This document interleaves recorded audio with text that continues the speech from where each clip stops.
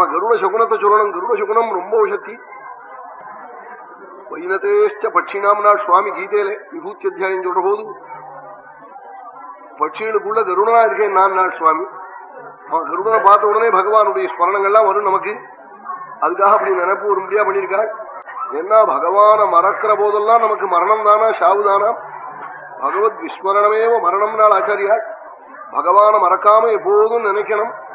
அதுக்கு இதெல்லாம் ஒரு மார்க்கம். இப்ப பகவத்குணம் 2 மணி காட்டா சுவாமியை பத்தி வருமன கேட்க போறோம். பகவானை பத்தி பேசினா உள்ளேன்னா வந்து உட்கார்னான்.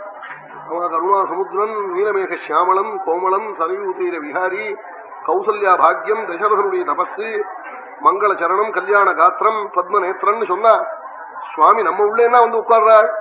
பகவானை யோகிகள்லாம் ஸ்மரிக்க முடியாத ஒரு மூர்த்தி உள்ள வந்து நமக்கு உட்கார்றாள். அப்படி பகவானை ஸ்மரிப்பதற்காகத்தான் இப்படி பகவத் கதை கேட்கறதுன்னு ஒரு மார்க்கம் வச்சிருக்காள். 2 மணி சிரவணம் பண்ணினா எத்தனையோ 2000 கணக்கான ஜென்மாவில் பண்ண பாபங்கள்லாம் போயிடும்.